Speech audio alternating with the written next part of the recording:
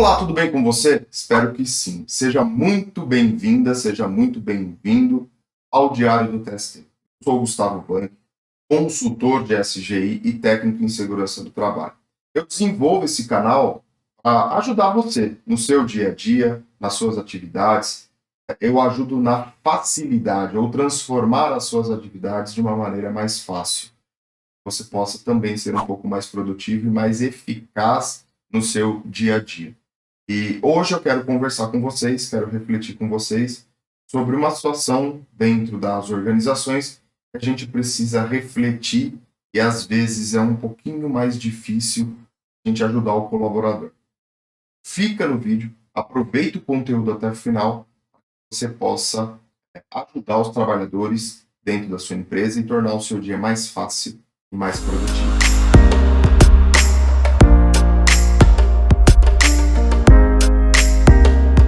Mesmo.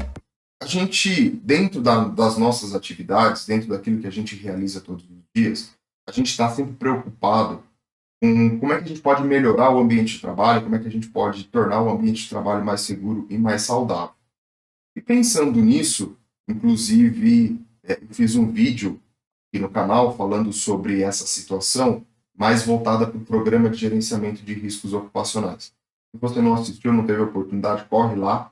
O vídeo está lá para você poder contribuir aí para este conhecimento. Muito bem. E aí, com base no conhecimento das atividades, com base na elaboração do inventário de riscos, a gente deve adotar medidas de controle. Todo mundo sabe. A gente tem que sempre focar, como eu falei no vídeo, sempre focar na eliminação do perigo e na minimização dos riscos.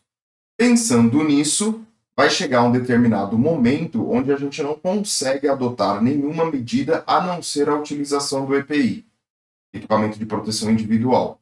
Você vai chegar numa encruzilhada que você não tem como, né? Você não consegue aplicar qualquer outra medida a não ser o EPI. Ressaltando uma coisa muito importante. Nós, da área da segurança do trabalho, quando você está adotando medidas de controle para uma determinada função ou para uma determinada atividade, você tem que ter sempre em mente que o EPI é o último recurso que você vai aplicar como medida. Ah, Gustavo, mas isso todo mundo fala, isso sempre é falado e sempre deve ser falado, porque a gente acaba caindo no esquecimento e o EPI, dependendo da situação, é o caminho mais fácil para você proteger o trabalhador. E às vezes você deixa de analisar outras situações, outras medidas que vão ser tão efetivas ou mais efetivas que o EPI e que você acaba deixando de lado. E também existe aí um pouquinho da falta de conhecimento também de adotar essas medidas de controle, achando que a empresa não vai investir, que a empresa não quer colocar um equipamento de proteção coletiva, ou mesmo adotar uma outra máquina, ou adquirir uma máquina mais atual para poder minimizar o risco, enfim. Existe essa cultura também de que a empresa não pensa nesse investimento dentro da segurança do trabalho. Isso também é uma outra coisa que a gente precisa trabalhar e precisa desmistificar. Por que a empresa não investe? Qual é o real motivo disso? Um dos motivos também pode ser, para completar, pode ser que o dono da empresa, ou o gerente, o diretor, o coordenador, ele não conheça a fundo o que é a segurança do trabalho. E aí cabe a gente a mostrar para ele o que significa a segurança do trabalho, para que ele possa ter esse conhecimento, entender e auxiliar nos ambientes mais saudáveis e mais seguros. Bom, mas não é isso que eu queria falar com vocês hoje. Quero falar com vocês na seleção do EPI. Como é que eu faço para selecionar este equipamento de proteção individual? Não vou entrar no detalhe de cada atividade, eu vou ser um pouco mais genérico, mas que vai com certeza te ajudar nesta seleção deste equipamento de proteção individual. Então, eu até anotei aqui, vou pegar minha colinha, né? Primeira coisa que a gente tem que pensar na avaliação detalhada dos riscos que estão envolvidos naquela função, naquela atividade. Por isso que eu falei do vídeo do PGR. Lá no PGR, você vai elaborar um inventário de riscos, e esse inventário de riscos é primordial que ele seja detalhado ao máximo para que você possa entender qual EPI que você vai aplicar. Então, esse é o primeiro passo. E aqui um parênteses, né? Você fazendo a análise do risco, você vai entender detalhadamente, e quando você entende detalhadamente, você vai conseguir visualizar outras medidas de controle além do EPI. Fica muito mais fácil para você identificar também outras medidas de controle. Fechando parênteses, então com essa avaliação você vai conseguir entender realmente o que está acontecendo para que você possa adotar o EPI correto. Então, você está falando de um manuseio de graxa, de um manuseio de óleo industrial, você vai precisar de uma luva, nessa luva você vai precisar entender qual é a composição química desse óleo, dessa graxa. Olha o nível de detalhe que a gente chega para poder conseguir identificar qual é o EPI necessário ou qual é o melhor EPI para aquela atividade. Então, primeiro passo, análise detalhada dos riscos, ou seja, o seu inventário de riscos bem elaborado vai te auxiliar neste sentido. Depois eu vou fazer uma análise da ordem de serviço. Você vai falar assim, mas Gustavo, isso está em conjunto com o inventário de riscos, tem ali uma semelhança? Tem sim, né? Então é importante você fazer essa comparação e analisar a ordem de serviço que está sendo ali, que foi emitida para aquela função que está sendo realizada. Você também tem que olhar para as análises preliminares de risco dentro da sua organização.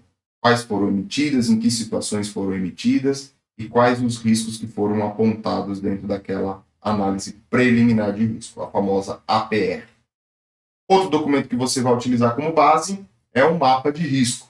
O mapa de risco, que é revisado anualmente pelo SESMIT e pela CIPA, você também vai ter ali informações relevantes para a identificação de qual vai ser a utilização do EPI correto.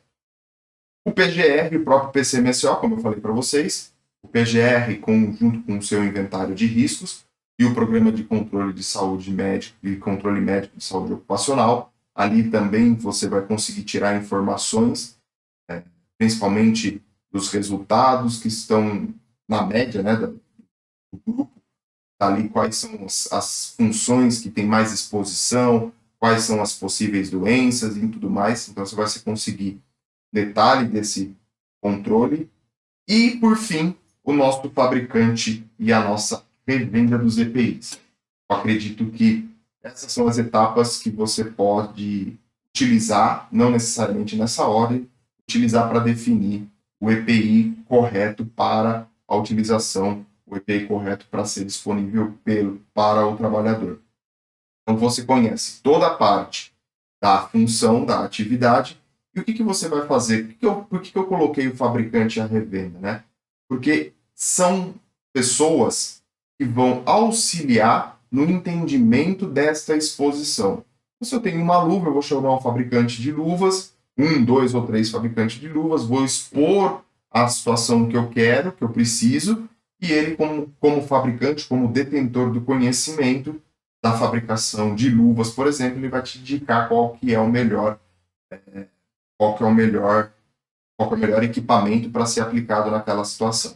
Então, repassando, conheço a atividade, chamo o fabricante, mostro para ele a situação, ele me demonstra o melhor equipamento para aquilo que está sendo proposto, e eu vou chamar um grupo de trabalhadores daquela função para experimentar aquele EPI.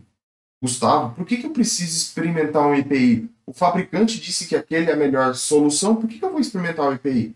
Porque equipamento de proteção sempre é incômodo, sempre atrapalha na atividade.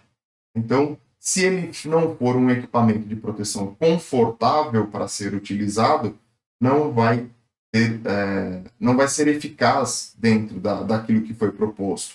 O colaborador não vai usar. Se ele estiver incomodado com isso, ele não vai usar o equipamento de proteção individual.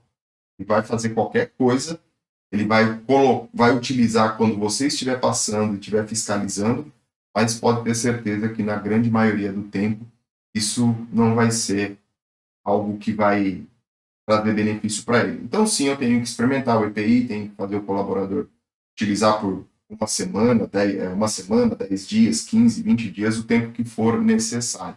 Isso também é muito comum, né? Fabricantes e revendas acabam fornecendo uma amostra ou fornecendo como comodato, enfim, depende do relacionamento que você tem com o fabricante, com a revenda, você consegue essa negociação para que você possa identificar qual é o melhor EPI para ser utilizado dentro da sua empresa. Isso de um modo geral, né, de uma maneira mais genérica. E você também tem que entender e conversar com aquelas pessoas que têm alguma necessidade diferenciada da maioria dos seus trabalhadores. Então, por exemplo, um protetor auricular para uma pessoa que tem uma sensibilidade maior no ouvido, uma pessoa que tem alguma coisa no pé que determinado sapato vai incomodar mais que o outro, tudo isso precisa ser levado em consideração. Ou seja, dentro do seu grupo, quais são as particularidades. Você não vai definir um EPI para cada um. Imagine se você tivesse numa empresa com 1.000 funcionários. Você for definir um EPI para cada funcionário, são 1.000 EPIs diferentes. Não dá para a gente trabalhar com isso. Mas, dentro da generalidade, você vai ter alguns diferenciais que devem ser levados em conta, sim, para que você possa adotar o EPI de maneira correta, de maneira adequada para aquela função. Converse com as pessoas, converse com o fabricante, converse com a revenda, detalhe suas atividades e tenho certeza que você vai conseguir, na necessidade de fornecer um EPI que traga algo de confortável para o colaborador, ele consiga produzir de maneira adequada e, ao mesmo tempo, ser protegido daquela exposição.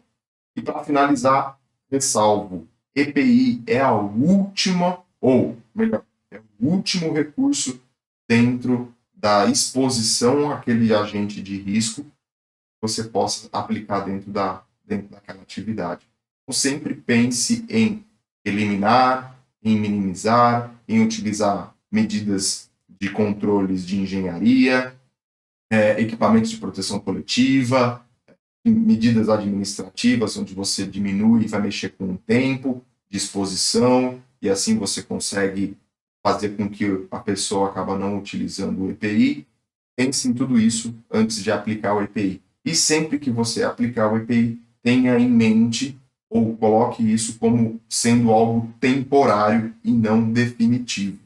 Sempre buscando melhorar o ambiente, sempre buscando trazer novas tecnologias para o chão de fábrica e conseguir, assim, eliminar o EPI, retirar o EPI do trabalhador para que ele possa trabalhar de maneira mais segura e mais saudável. Um ambiente que não precisa de EPI significa que é um ambiente que está próximo do ideal, né? Você realizar a atividade, trabalhar sem precisar utilizar qualquer adorno ali para te proteger. Bom, eu fico por aqui. Se você não é inscrito, aproveita e se inscreve no canal. Tem vários conteúdos aqui no canal para que você possa aprimorar o seu dia a dia. Outra dica que eu dou também aqui embaixo na descrição, tem todas as redes sociais do Diário do TST. Conteúdos diversos para que você possa agregar ao seu dia a dia. Inclusive, lá no site do Diário do TST, uma série de cursos que eu desenvolvi para melhorar a sua carreira e para facilitar o seu dia a dia. E tem uma planilha para você fazer o download gratuito lá e utilizar no seu dia a dia. Além dessa, tem um outro conjunto de planilhas que também está disponível para contribuir para o seu dia a dia. Ou seja, conteúdo não falta, material não falta para que você possa melhorar o seu conhecimento, aplicar no seu dia a dia e ser um profissional diferenciado dentro da área da segurança do trabalho, do meio ambiente e da qualidade. Eu fico por aqui e com certeza, né? Te espero no nosso próximo vídeo.